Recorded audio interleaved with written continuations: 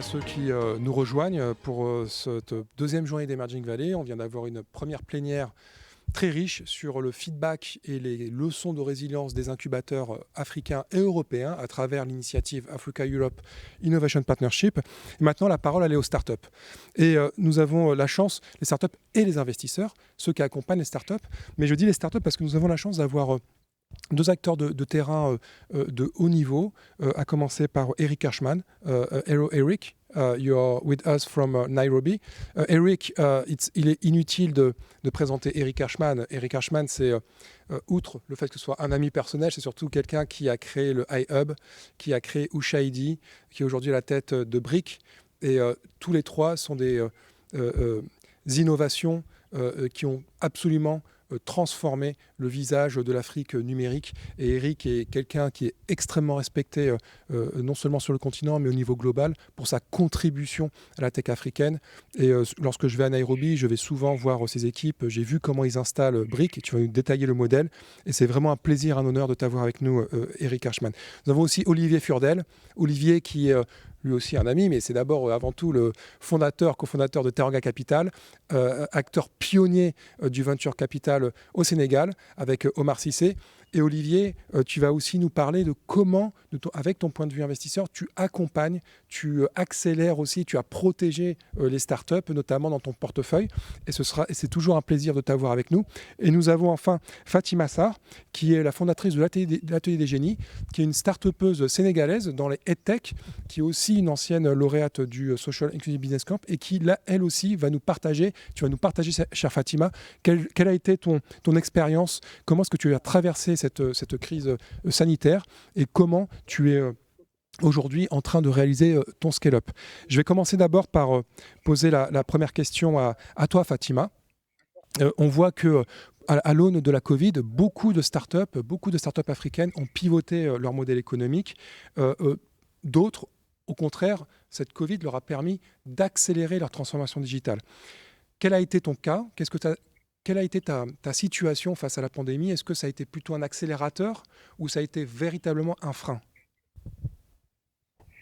Alors, dans notre cas, dans le cas de l'éducation, et plus particulièrement au Sénégal, ce qu'il faut savoir, c'est qu'en marge de la crise, on a été très impacté par les mesures sanitaires qui ont été prises par le gouvernement, à savoir la fermeture des écoles sur en moyenne tout le reste de l'année scolaire à partir du mois de mars. Ce qui a causé des répercussions très importantes sur tout le secteur de l'éducation qui se consacrait en tout cas à des services au niveau de l'éducation nationale. Donc nous avons été très, très, très impactés par cela, parce que très simplement pas de chiffre d'affaires sur toute cette période-là. Et ce que je peux dire, c'est que la crise a plutôt été un accélérateur parce qu'après le coup de fouet, lorsqu'on s'est posé et qu'on a essayé de réfléchir à des solutions, ce qui s'est présenté à nous, dans le premier temps, ça a été d'écouter le marché. Et lorsque nous avons écouté le marché, nous nous sommes rendus compte qu'il y avait une demande qui était là depuis un moment, qui nécessitait, en tout cas à notre niveau, de nous intéresser à un marché, au marché de la formation, donc d'aller au-delà de l'éducation nationale, de nous transporter ensuite au niveau du ministère de la formation professionnelle et que nous avions mis en stand-by ce projet-là, pas parce qu'il ne nous intéressait pas, mais parce que, comme toute start-up, on décide de s'imposer sur un marché d'abord, de faire ses chiffres dessus, etc. Et ensuite d'aller scale up sur un autre niveau. Donc nous, ça a été un accélérateur parce que du coup, nous avons ressorti ces projets, nous nous sommes concentrés sur ces projets, nous avons travaillé dessus. Ce n'était pas facile et d'ailleurs, ça a été possible justement parce qu'au Sénégal, nous avons la chance d'avoir un écosystème qui est quand même assez bien construit, avec des acteurs financiers qui sont là, avec des accompagnements techniques qui sont là. Et très honnêtement, je pense que cette crise serait arrivée il y a 5 ans ou 6 ans avant, nous ne serions probablement pas là aujourd'hui et nous n'aurions même pas pu parler d'accélération ou de pivot. Donc, euh, donc voilà ce qui s'est passé à notre niveau. Nous avons accéléré notre positionnement sur le marché de la formation. Merci beaucoup Fatima pour ton témoignage de première main du terrain. Je me tourne tout de suite vers Olivier. Olivier, tu es investisseur, mais tu n'es pas que investisseur, tu accompagnes également les startups et tu les as aidés à passer cette période difficile, à passer ce cap, à leur apporter de la résilience, notamment les startups qui font partie du portefeuille de Teranga Capital. Comment, concrètement, avec Teranga Capital, vous avez accompagné les startups sénégalaises en période de crise sanitaire? Merci Samir et bonjour à tous. Effectivement, ça a été une année, et là je parle de 2020, mais ça se poursuit un petit peu sur 2021, une année effectivement très très intense pour des investisseurs accompagnateurs de notre type. Dans le cas du Sénégal, effectivement en particulier, et je pense que c'est valable pour d'autres marchés d'Afrique subsaharienne qu'on observe d'ailleurs au travers d'autres dispositifs dont on pourra parler. Véritablement, la manière simple de dire, c'est qu'il a fallu se retrousser les manches. Très clairement auprès des entreprises partenaires. On en finance et on accompagne une vingtaine ici au Sénégal, voilà, de l'amorçage jusqu'à l'accélération, jusqu'à la croissance avec différents dispositifs. On est d'ailleurs à ce titre-là très heureux d'appuyer une belle entreprise comme Atelier des Génies. Bon, c'est un hasard du panel qu'on soit présent dans la même discussion. Mais donc voilà, retrousser les manches, qu'est-ce que ça veut dire concrètement ? Il est certain que déjà permettre l'éclosion d'une jeune pousse, d'une start-up, d'une TPE-PME dans un marché comme le Sénégal, où voilà, le manque de capacité financière, le manque d'accès aux compétences, le manque de structuration ou de formalisation, comme on dit, est déjà largement présent, eh bien, on était déjà un accompagnateur de terrain et on s'est rapproché davantage. Comment ? On a d'abord eu à, évidemment, aider ces entreprises et ces entreprises à essayer de traverser la crise. Donc, il y a des enjeux simplement de survie, de gestion financière. Comment est-ce qu'on optimise sa trésorerie ? Quand on a fait le premier élément d'analyse en tout début mars 2020, quand on a vu arriver cette crise internationale, mondiale, mais venir toucher les entreprises au Sénégal au travers des premières restrictions que Fatima a citées, eh bien, on s'est rendu compte que nos entreprises en portefeuille, nos entreprises partenaires, avaient rarement plus de un mois et demi de trésorerie voilà, dans la caisse pour permettre de couvrir leurs charges usuelles. Donc, on a commencé par passer par un exercice d'optimisation. Qu'est-ce que ça veut dire ? Comment est-ce qu'on fait durer cet argent, et quel que soit le secteur et quelle que soit la taille, le plus longtemps possible.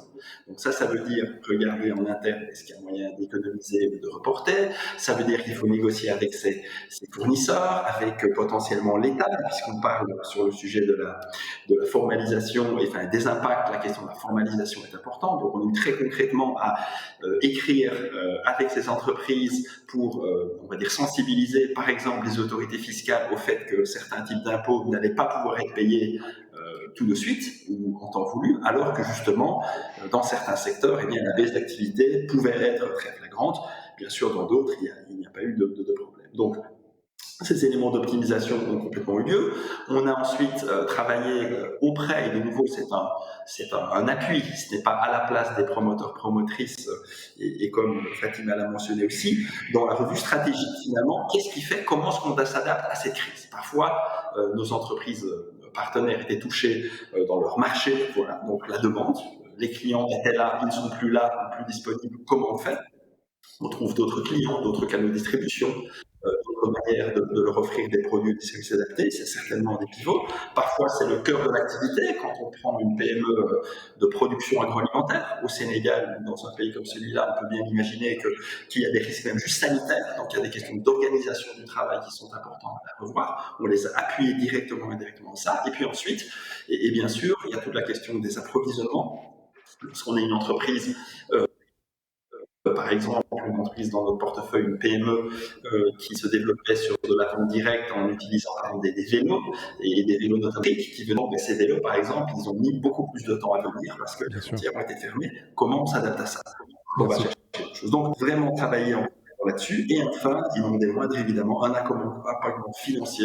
Nous sommes évidemment des financeurs investisseurs, donc on a eu à très clairement financer ou refinancer certaines entreprises partenaires, leur accorder des prêts, des moyens financiers supplémentaires. Nous avons eu à nous-mêmes, Teranga Capital, lorsque des entreprises devaient commencer à nous rembourser ou de remonter des fonds, par exemple sous la forme de prêts d'actionnaires, lorsque ça a eu lieu, eh bien, nous avons nous-mêmes eh bien, suspendu ces remboursements accordé ces facilités, ces moratoires et autres.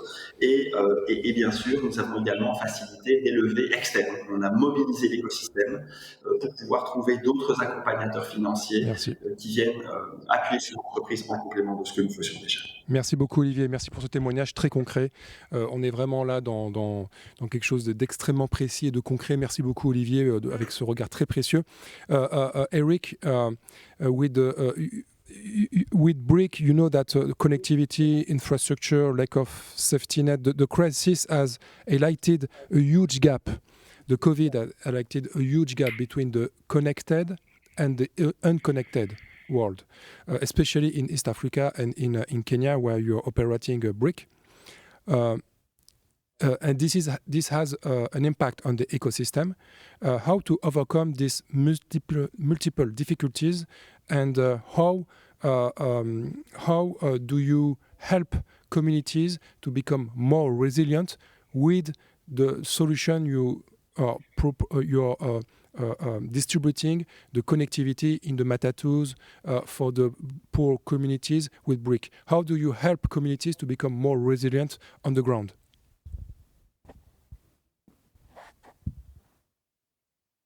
Hi, Samir. Okay.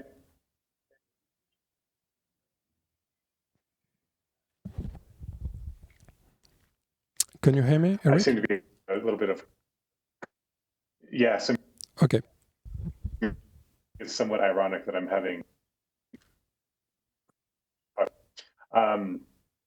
So yeah, we have a big issue, not just in Kenya, but across the continent, where the pandemic underscored the digital divide between those who can afford to be on the internet and those who can't. It's not as much anymore about being able to get the signal as it is being able to afford that signal. And that's one of the issues that we've been trying to address for a long time here. One of the interesting things I found out, and I'll talk to that in a minute, is that, a lot of these apps and services that have been rolled out during this time have needed connectivity. And it cuts across many different things. So sometimes it's about localized testing, fancy kind of diagnostic tools, many of them self-diagnostic tools, or pandemic tracing tools. They can't be used unless people have a full internet. If you don't have, without connectivity, hospitals can't broadcast out data to the centralized servers. They also can't receive interesting or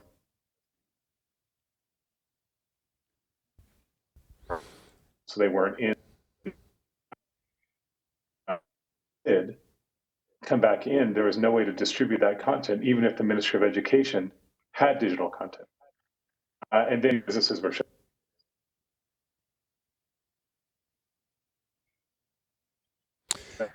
That whole space.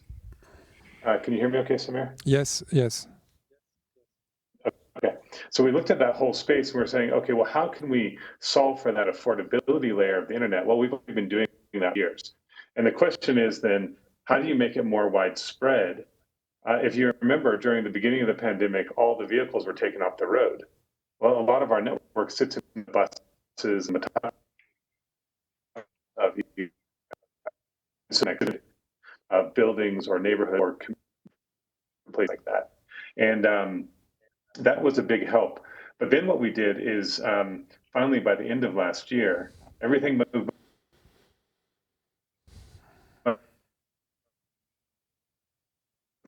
On voit à quel point. That would allow us to. Ok, on voit à quel point le sujet de connectivité est prégnant, et on le voit sur cette plénière. Eric nous rejoint dans quelques secondes. On essaye de le recontacter sur une ligne avec plus de bandes passantes.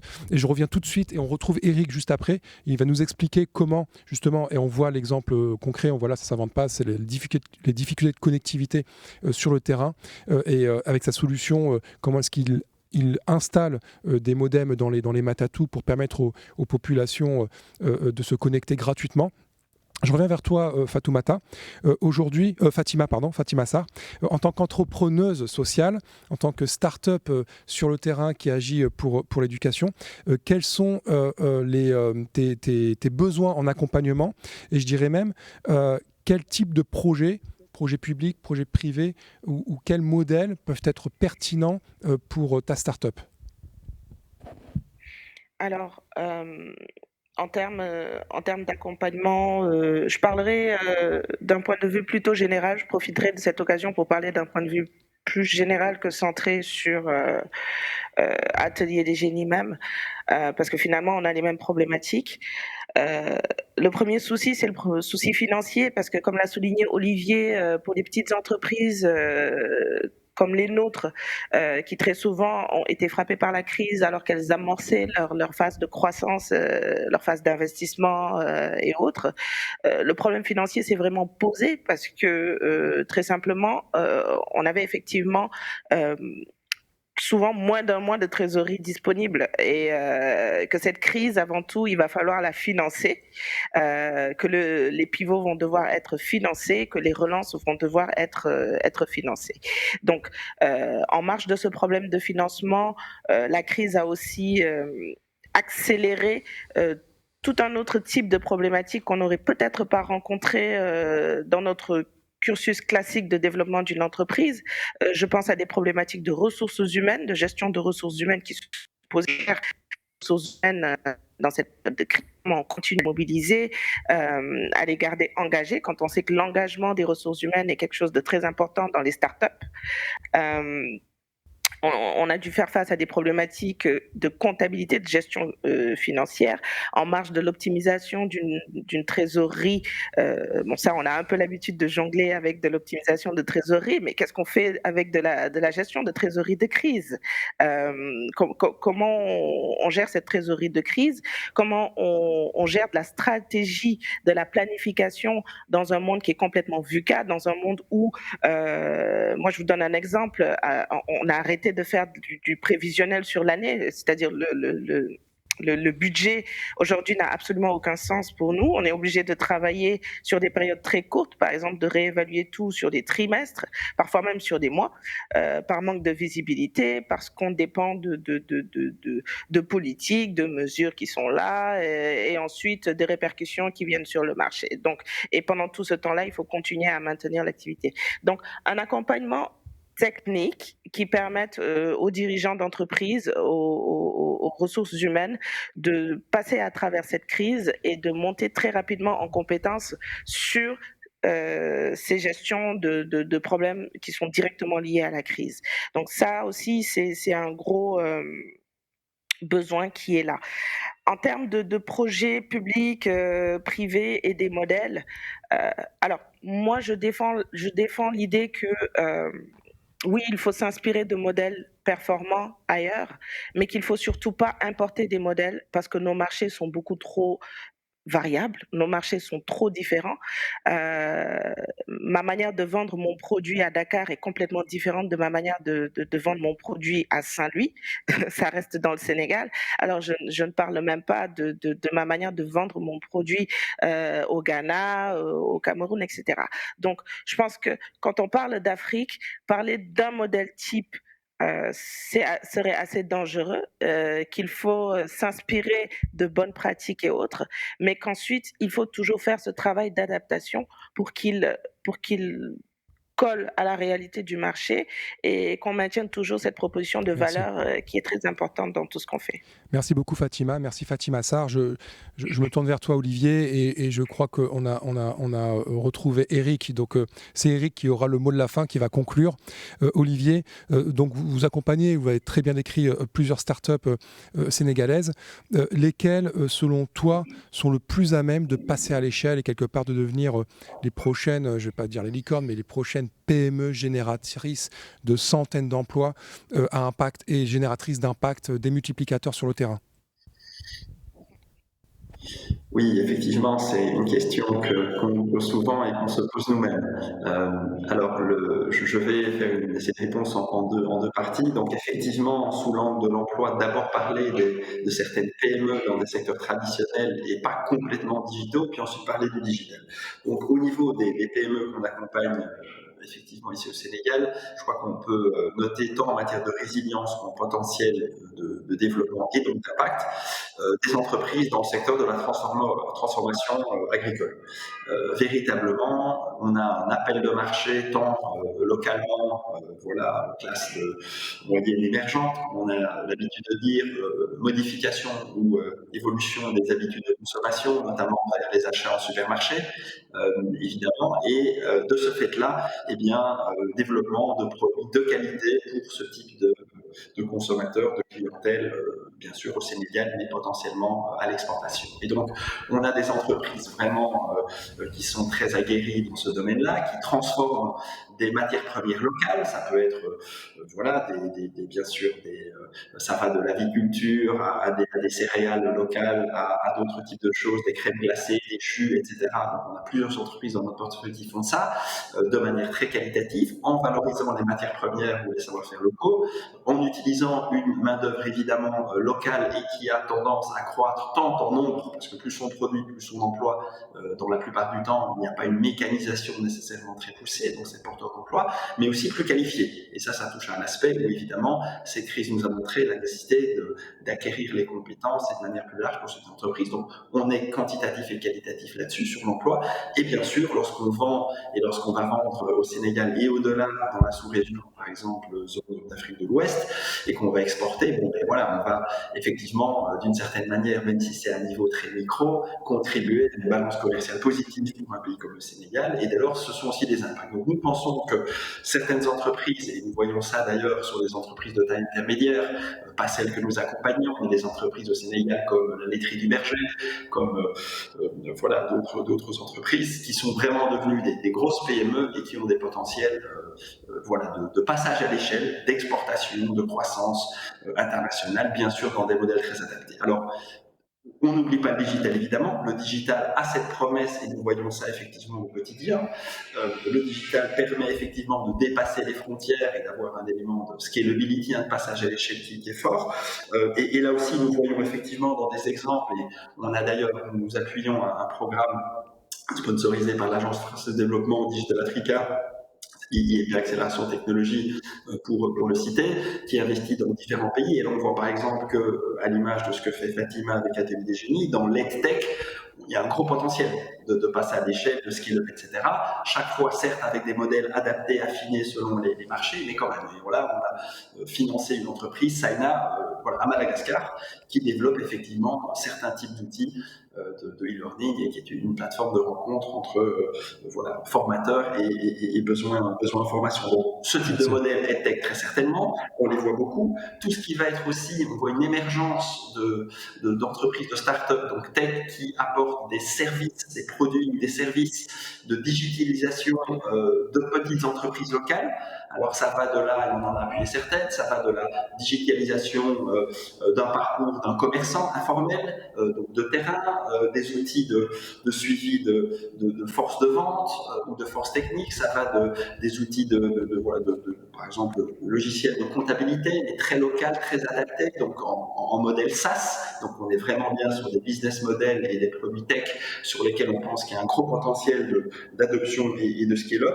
Et enfin, évidemment, dans les domaines logistiques, on croit que la logistique, effectivement, est un élément, un secteur transverse sur lequel il y a beaucoup évidemment de choses et d'optimisation à faire. Le digital est là, on en voit, on a appuyé une entreprise via ce dispositif panafricain au Mali, voilà, qui s'appelle Téliman. Voilà, motoscooter, voilà, le Uber des taxis ou des motoscooters, taxi-scooters à Bamako, par exemple. Bon, voilà, c'est un terrain d'expérimentation.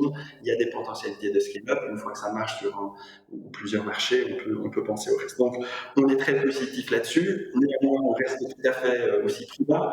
C'est qu'il ne faudra pas faire de copier-coller. C'est que je pense que Fatima disait. Il faut adapter chaque modèle. On va plutôt être dans des modèles hybrides adaptés aux réalités, aux besoins locaux que dans des pure play digitaux.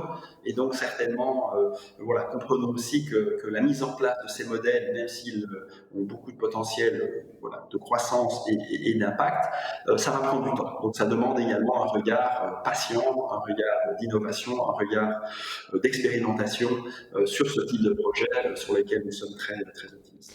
Merci beaucoup Olivier. On a la chance, Eric est de retour. Thank you very much, Eric. We finally have you again.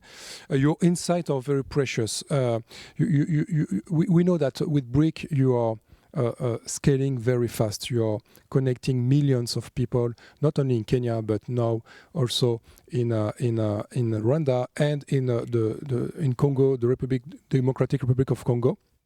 So you are not only scaling up in Anglophone Africa, but also in Francophone Africa. My question, it will be you will have the end of the word of the end of this plenary. Say, what are your advice as an entrepreneur, as an ecosystem builder?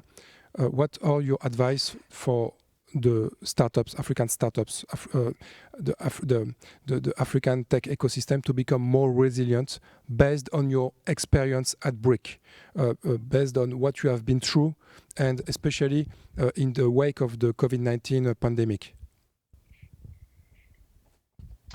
Thanks, Samir. That's a good question. I think the thing I've learned over the years, whether it was in the iHub or running Brick, has been about how do you get a path to revenue? So the main thing that you have to focus on, whatever business you're in, is who's going to pay. And a lot of people focus too much early on just getting investor money in, and that's important, but it's not as important as showing traction with the business itself and finding those customers. So the pandemic shows us more than ever too. It's that you still, even the companies that didn't have customers that could pay weren't able to survive, and those that did were. And sometimes what that means too, especially with a pandemic type event happening, is you have to be very flexible and be able to pivot to where your new customers are. So at Brick, we lost a lot of our customers because there were businesses that could no longer be on our platform. They didn't have any budget anymore for that. So we had to pivot to new customers who did. And so you have to think about these things and start having those conversations early, and then also treat those customers very well who've been with you for a long time. And we have seen that, and we had a very bad connection when you started to talk. That connectivity is now compulsory. If you're not connected, you can even do business now, and you have experienced that during the lockdown in Nairobi. According to you, is digital stayed, and especially in the mindset, the African entrepreneur mindset, digital now is becoming a pattern that will stay forever, and there will be no comeback after the pandemic? Yeah, that's right. I mean, it's changed the way that everything works here. It doesn't matter if you're talking about education or hospital information or businesses that are doing either retail or the logistics for it. It doesn't matter if it's just working from home or communicating to your family. Like, everything has a digital layer to it. And this, I think, where a lot of us across the industry have been so focused on digital as its own vertical, but it's really not. Digital is a horizontal that cuts across all these organizations. So I think as an investor, as an entrepreneur, anything that I do is focused on how do we resolve our business problem and our business model then with technology in that stack somewhere that solves for some of these issues. Because whether it's the customers, whether it's users of your system, whatever it is, if you don't have a digital component to it, it frankly doesn't matter anymore. Thank you. Thank you very much, Eric. Merci, Eric, pour ces insights du terrain. C'est absolument passionnant ce que fait Brick aujourd'hui sur le terrain, connecter les populations sans revenus, les populations les plus fragiles, mais aussi tout simplement les citoyens de tous les jours au Kenya, à Nairobi, avec cette solution Brick dans les bus. Et pour la petite histoire, parce que moi, c'est un sujet que je suis depuis longtemps et j'ai de nombreuses reprises interviewé Eric, j'en parle dans mon livre. Google, donc le grand GAFA, le symbole des GAFA, a essayé de connecter les Kenyans avec des satellites et ça n'a pas marché. Alors que Eric, depuis le terrain, sur le terrain, a réussi là où Google a échoué. Et Eric a écrit une tribune très intéressante, c'est Ground Shot versus Moon Shot. Et c'est avec le terrain, sur le terrain. C'est avec les ground shots qu'on comprend la diversité et la réalité africaine. Et ce n'est pas avec une vision désincarnée venue de la Silicon Valley qu'on peut réussir. Et ça rejoint exactement ce que disaient Fatima et Olivier. Il ne faut pas faire de copier-coller. Quand on fait du copier-coller, eh bien, ça ne marche pas. Et quand on est sur le terrain, il ne faut pas être impressionné parfois par ces copier-coller qu'on peut parfois vouloir projeter sur le continent. Généralement, ça échoue. Et Eric en est l'une des meilleures preuves. Bravo Eric pour tout ce que tu fais avec Brick. Merci à tous les trois. Merci Eric Ashman, merci Olivier Furdel, merci Fatima Sarr pour vos témoignages, pour vos insights, pour votre inspiration. Et je vous dis à très bientôt, je l'espère en présentiel, en physique, après la pandémie, ici à Marseille pour la prochaine édition d'Emerging Valley. À très bientôt. Merci. Merci.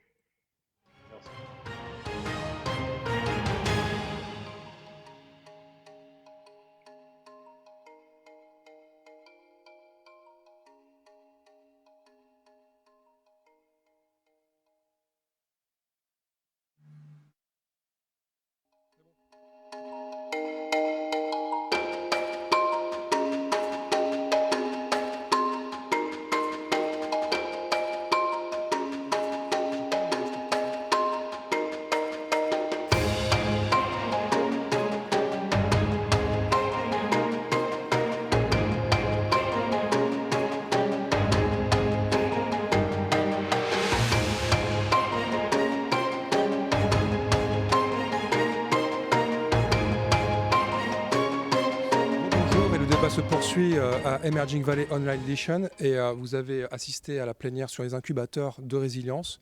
Maintenant, vous avez assisté à ce débat très intéressant sur les startups au cœur de la crise Covid et comment elles ont fait preuve aussi de résilience avec des témoignages très inspirants d'Olivier Furdel, de Fatima Sarr, d'Eric Ashman depuis Nairobi au Kenya. Et maintenant, nous allons arriver à cette tradition d'Emerging Valley, la séquence des pitchs, les Emerging Pitch Sessions avec le Social Inclusive Business Camp qui est notre partenaire avec l'AFD. Et il va s'agir ici de mettre en avant 8 startups de la cohorte du SIBC 2020 qui ont été particulièrement d'ailleurs résilientes. Et pour cela, nous avons le plaisir d'accueillir Thomas Melogno. Thomas Melogno qui est le directeur exécutif de l'innovation, de la recherche et des savoirs à l'Agence française du développement, qui va très rapidement faire un petit mot d'ouverture de cette séquence et puis nous dire quelques mots sur ces 8 startups avant qu'on les entende pitcher en direct sur ce main stage. Thomas Melogno, vous m'entendez, Thomas ? Oui, bonjour. Bonjour J'espère Thomas. que vous m'entendez bien aussi. Oui, très bien. Bonjour Thomas. Alors, ce bootcamp du Social Inclusive Business Camp s'est achevé avant-hier. Hier a eu lieu d'ailleurs la rencontre avec les investisseurs. Il y a eu plusieurs centaines de rendez-vous qui ont été pris entre les startups du SIBC et les investisseurs. Je rappelle qu'il y en avait 40 de l'African Business Angel, il y avait Teranga Capital, il y avait énormément de fonds. Alors, je vous laisse la parole pour dire quelques mots sur cette aventure du SIBC et aussi qu'est-ce que vous en avez revenu en quelques secondes. Vous avez 3 minutes. Merci, cher Samir. D'abord, c'est vrai que c'est une tradition qui commence, qui est récente encore, hein, elle n'a que 4 ans. Mais avec Emerging Valley et le SIBC, on est très heureux de pouvoir être aux côtés de ces forces vives, de ces talents, chaque année maintenant depuis quelques temps. Pour l'AFD, qui est peut-être plus connu pour le financement des infrastructures, être capable d'être avec des jeunes entrepreneurs ou certains qui ont des projets nouveaux, c'est quelque chose qui est très important. On veut être avec l'Afrique, aux côtés de l'Afrique de demain, et à vrai dire, même avec l'Afrique d'aujourd'hui. C'est pas demain que ça va se passer, c'est maintenant. Et on est très heureux que, comme tu l'indiquais, des rendez-vous puissent être organisés entre des entrepreneurs, des financeurs, pour que ces early stage puissent progresser et faire des beaux projets, des grands impacts pour demain. Il y a une communauté déjà de 200 entrepreneurs et dont un nombre de femmes important, ce dont on se réjouit, qui est active aujourd'hui grâce au SIBC et au partenariat avec Emerging Valley. Je remercie aussi beaucoup les mentors qui ont accompagné, qui apportent des appuis intellectuels, de réseau, de business plan. C'est très important aussi, donc je les remercie. On constate d'ailleurs qu'il y a des mini-communautés, ou j'espère demain de grandes communautés qui émergent, déjà une en Côte d'Ivoire avec CI20. Et les pitchs qui vont vous être présentés, tu l'as dit Samir, c'est désormais une tradition qui commence à s'imposer, hein, des projets très intéressants qui vont être pitchés sous une forme rapide et percutante. Et ce petit voyage va nous emmener, je crois, au Burundi, au Sénégal, au Cameroun, au Nigeria, en France, au Togo et à Madagascar. Donc à travers ces ces extraits, cette session va pouvoir faire une plongée, un peu comme on le faisait déjà avec ton livre, mais dans l'entrepreneuriat d'aujourd'hui, dont on espère de grands résultats pour demain. Voilà, en tout cas, je voulais vous dire que l'AFD est très heureuse d'être là avec ces grands talents qui vont pouvoir s'exprimer. Et sans plus attendre, je crois que nous allons pouvoir assister à ces pitchs. Merci encore, désolé de ne pas être physiquement avec vous, mais je suis quand même très content de vous voir, les amis d'Emerging Valley. Voilà, à très bientôt. Merci Thomas, merci. Ce sera en présentiel, comme je disais maintenant quand je conclue chaque plénière, c'est en présentiel la prochaine édition. Vous êtes tous les bienvenus à Marseille pour se retrouver physiquement.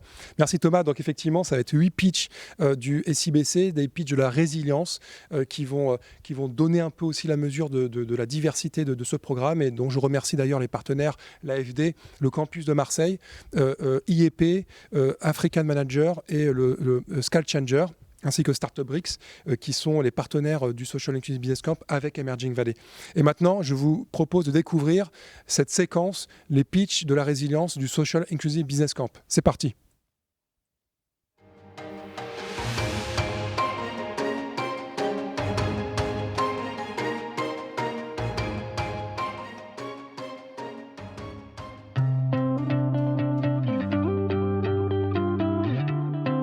I'm Eli Bitar, the founder of SmartRise. Based in Nigeria, SmartRise is a 4-year-old venture operating in the energy efficiency field with a growing and very passionate 9-member team. We're on a mission to help businesses eliminate the huge energy waste by up to 40%. The problem in Nigeria is that energy is complicated to manage with too many sources. An unreliable grid, electrical grid, polluting diesel generators, and often bad solar installation. Consumers are blind on how to best manage the energy and cost. Waste is everywhere. Our solution is simple and well tested. We install our monitoring system, collect millions of energy data points. Our team uses machine learning and soon artificial intelligence to process it and to provide our customers with automated insights that put them in control. We charge a subscription fee that's a fraction of the overall energy expenditures. We also have proven use cases for future revenue streams. We estimate the market to be roughly $11 billion on the energy in the commercial, industrial, and urban environments, with about $250 million as a market for control and monitoring. We aim to gain an 8% market share in the next 5 years in Nigeria and then beyond to other markets. We have shown an early traction with an excess of 30 large customers tracked and growing, with further credibility gained from working under the German development agency GIZ. We've kept the trust of our oldest customers since the beginning. We're proud of our big impact on CO2 emissions, more than 20% saved on average, and the development of world-class talents locally with a strong female engagement. We seek a seed round to scale up to 100 more sites with adequate working capital, to invest also in software research and development to better scale our solution, and also in B2B sales and customer support extension. Feel free to visit smartrise.com for more information. Thank you.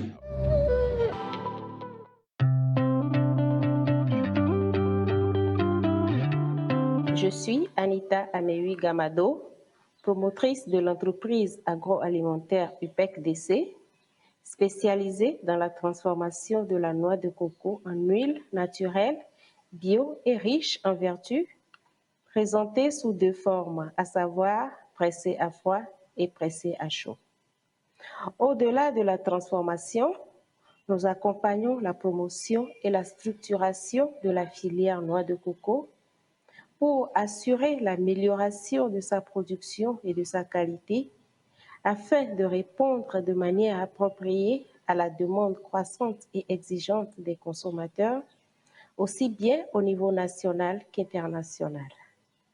Un diagnostic rapide a permis d'identifier les réelles difficultés de ces producteurs, exclus des services financiers et vivant le plus souvent dans les zones hostiles, afin de les accompagner à les surmonter dans une perspective de leur autonomisation. C'est dans cette perspective que nous comptons professionnaliser nos producteurs et moderniser notre unité de production tout en réorganisant notre réseau de distribution afin de maîtriser davantage le marché international en commençant par les pays voisins. Une équipe de 7 jeunes dynamiques et fortement qualifiés est à pied d'œuvre pour l'atteinte de nos résultats à court, moyen et long terme. Nous avons donc besoin de vos appuis financiers pour ce passage à l'échelle de notre gamme diversifiée de produits et sous-produits des noix de coco à hauteur de 40 000 € afin de réaliser des résultats à impact socio-économique réel dans le bien-être de nos clients et l'amélioration des conditions de vie des producteurs, partenaires en amont de notre chaîne de production. Pour plus de détails, rejoignez-nous au www.upecdc.com. Merci.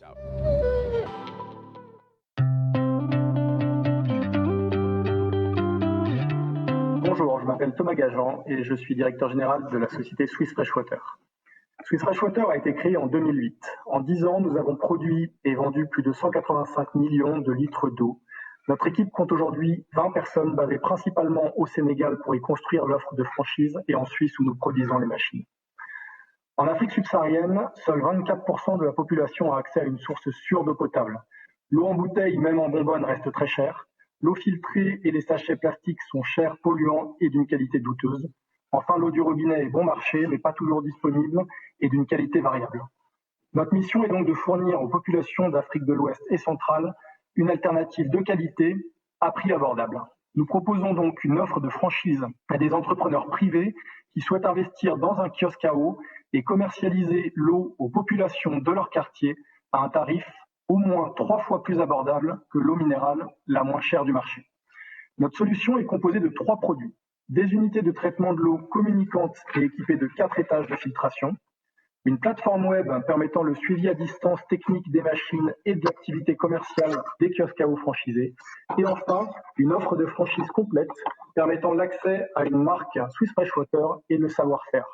En termes de business model, Swiss Freshwater facture les unités de traitement de l'eau, puis un prix fixe par litre d'eau produit.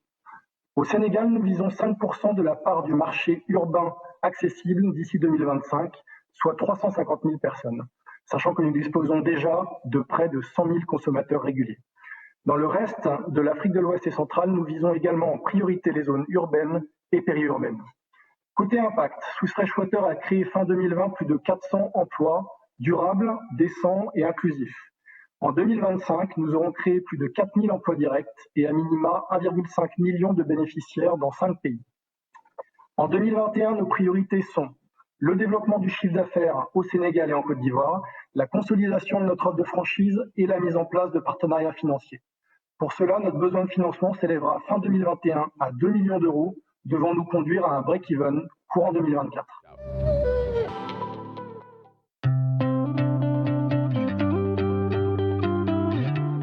Bonjour, je suis Emmanuel Assomnéen, promoteur de WeCare, qui est une plateforme de santé numérique qui existe depuis 2018, composée de 6 salariés, dont 3 femmes et 3 hommes, et par un stagiaire et un consultant.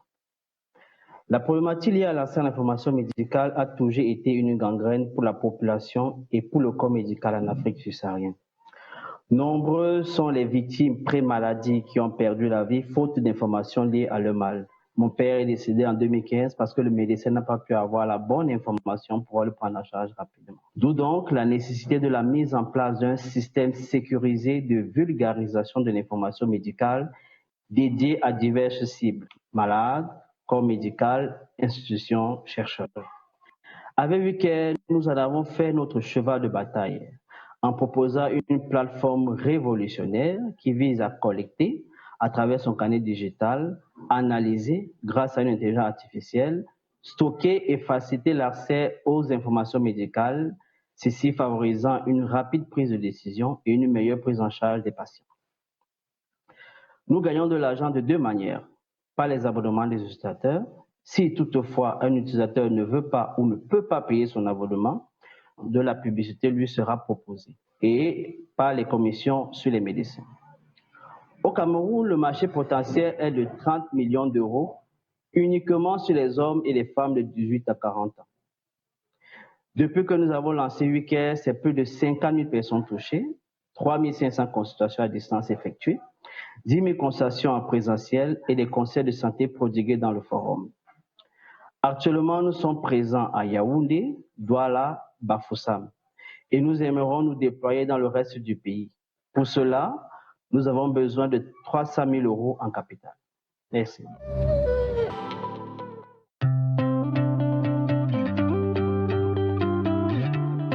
Hi, my name is Emiela Nyondiko. I'm the founder and CEO of Aheza Iwachu. In Burundi, the agriculture sector is the driving engine of the economic growth and guarantees the food security of the population.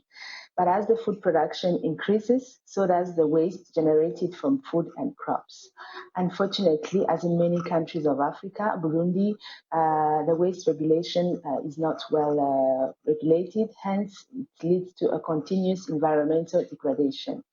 In 2016, upon seeing the great need in the disposal practices and how this is affecting the population living in suburban areas mainly, I decided to create Aheza Iwachu with the aim of providing an environmental response, conservation response. Since then, our work has been to optimize the food supply chain through education on waste sorting practices and providing waste collection and recycling solutions using our innovative Heza app. We recycle the food and the agricultural waste into organic fertilizers, ensuring a circular process of the waste as an input and output for our agricultural productivity. We are also building resilience to food insecurity by training suburban areas and smallholder farmers on how to establish low-cost and low-input gardens using intercropping farming practices so that they can have access to nutritional and quality food. Together with our team, that is what we have been constantly working on. And our next step are to mechanize our composting process using aerobic systems. And we are also launching our roofline production from the plastic waste we collect. We do need investment to achieve this. Your valuable support is highly appreciated. Our main goal in everything we do is to ensure that carbon footprint and soil degradation are reduced so that our community can live in a safe environment and have access to a nutritional food. So help us build the future we want, because the future is not something we enter, it is something we create, and together we can achieve this. Thank you.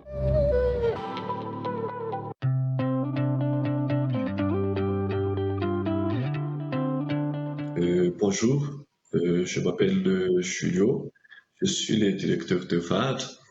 FAD, qui veut dire Racine de Malgache, est une organisation qui œuvre pour le développement économique et social des familles. Et pour cette raison, donc, nous avons mis en place 3 volets d'activité. Une activité d'accompagnement social, une activité de mutuelle de santé et une activité de microcrédit. Les cibles principales de l'organisation sont les familles qui vivent avec moins de $2 par personne et par jour et qui répondent à un outil de catégorisation sociale développé en interne. La spécificité du microcrédit, c'est que c'est un crédit sans garantie matérielle, parce qu'ici, les institutions de microfinance demandent jusqu'à 150% de garantie matérielle, ce que les familles vulnérables ne disposent pas. Le crédit est aussi évolutif, c'est-à-dire que le premier prix est plafonné à 70 € et si l'emprunteur arrive à bien respecter les conditions, il peut avoir le double au prix prochain. À partir de cette année, nous allons entamer une transformation institutionnelle de l'organisation avec la mise en place d'une société anonyme pour la partie microfinance. Et pour cette raison, donc, nous avons 3 stratégies afin d'atteindre l'autonomie financière qui était de 80% à la fin 2020. Le premier, c'est que l'augmentation du montant des crédits. Le second, c'est la mise en place de l'utilisation des tablettes par les agents de crédit afin d'augmenter leur productivité. Et le troisième point, c'est l'injection de 1 million € sur 5 ans pour le financement du microcrédit. Enfin, pour terminer, FAD, à la fin 2020, dispose de 36 points de service, emploie 229 salariés et dispose de 17 000 emprunteurs en cours. Je vous remercie beaucoup.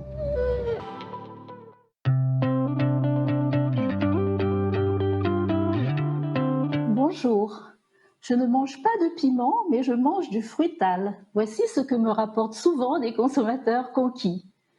Moi, je suis Marie-André Tal, la fondatrice de Fruital. Fruital est une entreprise qui valorise les matières premières de chez nous, le Sénégal, et qui a pour ambition de les offrir ensuite au monde entier. Notre produit phare est la purée de piment au gingembre, une nouveauté créée par Fruital. Fruital continue d'innover en proposant des textures différentes et en travaillant sur les couleurs et les saveurs de nos produits locaux.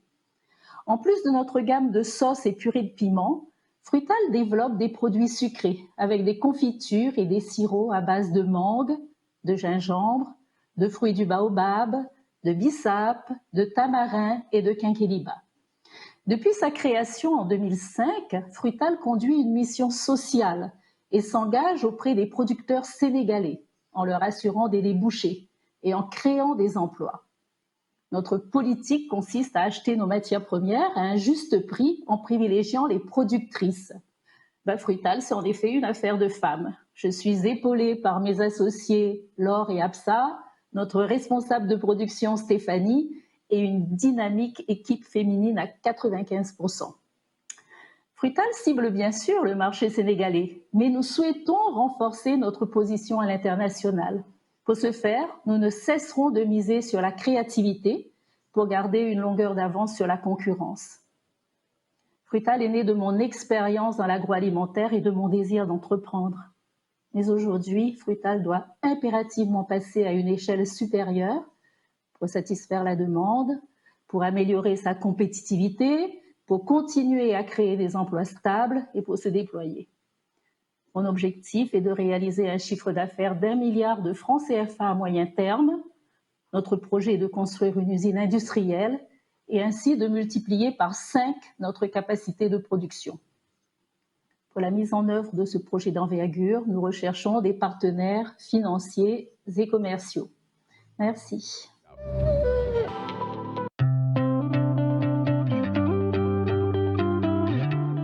Hi, my name is Cynthia Asije. I'm the creative director and founder of the Adire Lounge, which is based here in Lagos, Nigeria. So what we do is we empower women and youth in local communities and rural communities. We empower these women with hand-dyed textile skills, which is known as Adire in Nigeria. So with these hand-dyed textile skills, we empower them, train them, and also employ about 25 to 30% of these women. We've been able to empower over 200 women in 2 years, and our plan is to empower more women in over 300 to 500 to 3,000 women in 3 to 5 years. What we've been able to do is employ these women, ensure that they create and produce fabrics, that we sell in the international market. We've been able to make custom prints for several designers within and outside Nigeria. Most of our customers are in the US, France, Germany, and in the United Kingdom. So what we've been able to do is ensure that these women get proper jobs, they earn more than minimum wage, be able to afford healthcare for themselves and their families, afford education also for their children.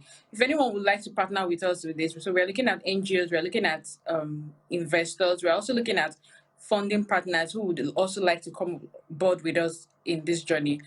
Our website is www.adirelounge.com. Our email address is info@adirelounge.com. Thank you.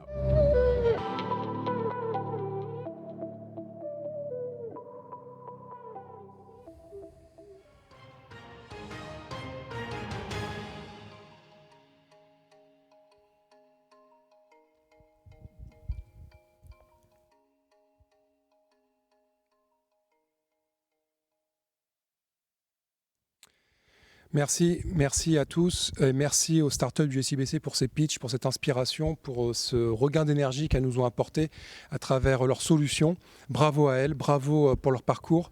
Et encore une fois, merci à tous et pour avoir assisté à cette session traditionnelles maintenant d'Emerging Valley, les Emerging Peak Sessions avec le SIBC. Je vous retrouve dans quelques minutes pour la plénière e-santé, la riposte africaine à la Covid-19, en partenariat avec la métropole Aix-Marseille-Provence et l'IRD et la Fondation Pierre Fabre. Rendez-vous tout de suite pour débattre avec tous nos panélistes. Je vous retrouve dans quelques minutes. À tout de suite. Merci.